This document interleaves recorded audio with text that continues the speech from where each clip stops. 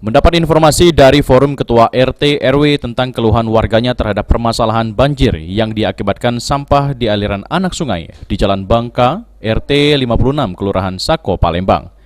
Wakil Wali Kota Palembang Fitrianti Agustinda didampingi pejabat terkait secara langsung mendatangi titik banjir untuk melihat dan mendengar langsung keluhan warganya tersebut.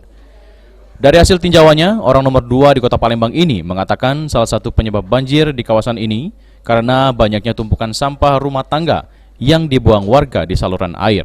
Maka dari itu, ia langsung menginstruksikan tim Dinas PUPR dan PERAKP untuk membersihkan saluran air tersebut. Fitri juga berpesan kepada pihak kelurahan dan kecamatan untuk menghimbau warganya agar tidak lagi membuang sampah di kanal atau di saluran air, dan diharapkan warga setempat harus gotong royong membantu membersihkan sampah di sekitar titik banjir. Sudah cukup lama tidak dibersihkan, banyak sekali penumpukan sampah. Ini sampah rumah tangga di kawasan ini juga, dan juga ada beberapa infrastruktur yang memang seharusnya sudah mulai kita rapikan.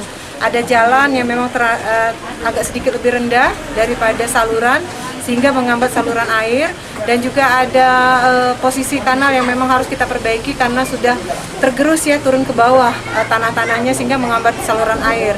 PUPR dari pagi sudah bekerja, persoalan banjir di sini hari ini tuntas. Tapi kami juga titip tadi kepada RT RW untuk menggiatkan program gotong royong di kawasan ini, karena kalau seandainya ini hanya dibebankan kepada pemerintah Kota Palembang, tentu kami tidak bisa terus-terusan ke sini.